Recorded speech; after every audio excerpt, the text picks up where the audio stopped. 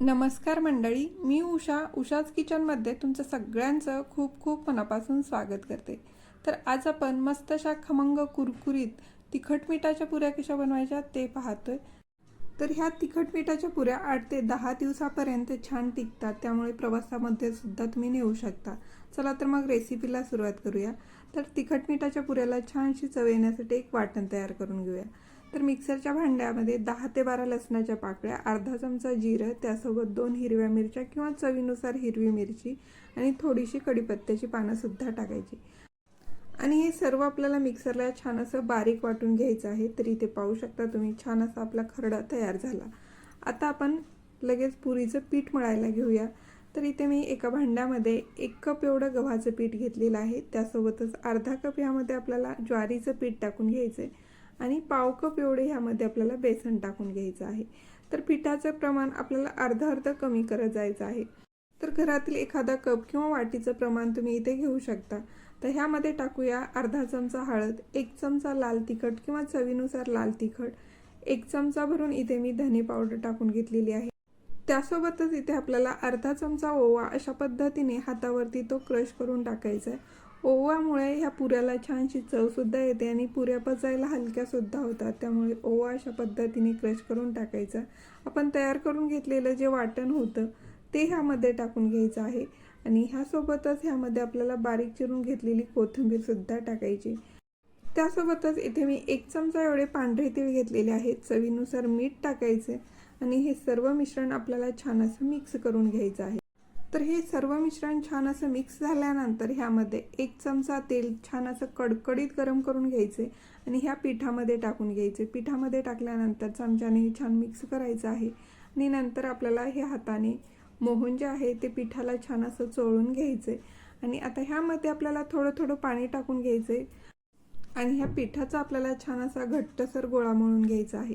तर ह्यामध्ये पाणी एकदम न टाकता अगदी थोडं थोडं पाणी टाकायचं आहे आणि अशा पद्धतीने आपल्याला हे छान असं घट्टसर पीठ मळून घ्यायचं आहे।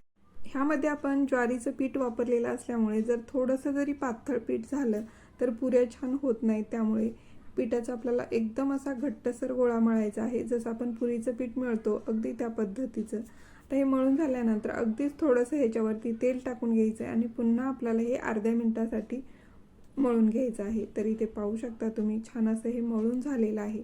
तर इथे आपलं पिठाचं जे प्रमाण होतं ते 2.25 कप एवढं झालेलं होतं।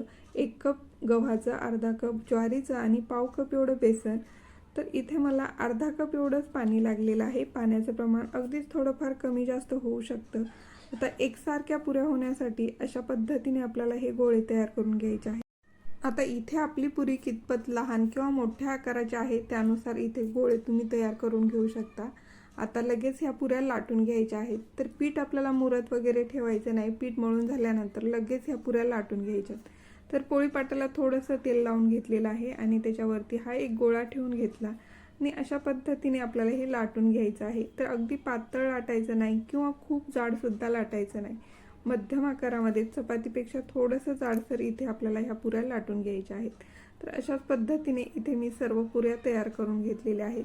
जर तुम्हाला हवं असेल तर थोडंसं तुम्ही ह्याच्यावरती तीळ लावून सुद्धा लाटू शकता, पण तीळ लावून लाटलेली जी पुरी आहे ती तेलामध्ये तळत असताना त्यातले जे तीळ आहे ते तेलामध्ये निघले जातात, त्यामुळे पीठ मळत असतानाच थोडंसं तिळाचं प्रमाण जास्त टाकू शकता। आता आपण लगेच ह्या पुऱ्या तळून घेऊयात।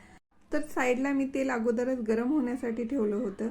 आता तेल छान कडकडीत गरम करून घ्यायचे। गॅसची फ्लेम स्लो टू मीडियम ठेवायची आणि पुरी टाकून घ्यायची। पुरी टाकल्यानंतर गॅसची फ्लेम मीडियम करायची आणि मीडियम फ्लेमवरती आपल्याला ही पुरी छान अशी खमंग कुरकुरीत होईपर्यंत तळून घ्यायची आहे।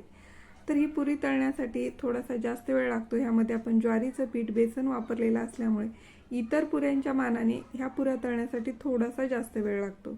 तर इथे पाहू शकता तुम्ही, थोडीशी पातळसर लाटलेली पुरी जी आहे ती अगदी टम्म फुगत नाही, पण थोडीशी जाडसर जी पुरी लाटलेली आहे ती मात्र अगदी छान अशी टम्म फुगते।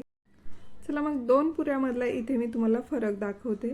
तर ही जी पुरी आहे ती थोडीशी मी पातळसर लाटली होती, त्यामुळे ती फुगली नाही, पण ही जी पुरी आहे ती थोडीशी जाडसर लाटल्यामुळे ही छान टम्म फुगली।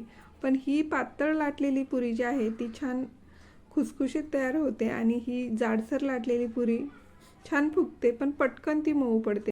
तर इथे तुम्ही पाहू शकता मस्त अशा खमंग खुसखुशीत ह्या पुऱ्या तयार होतात आणि चवीला तर एकदम टेस्टी लागतात।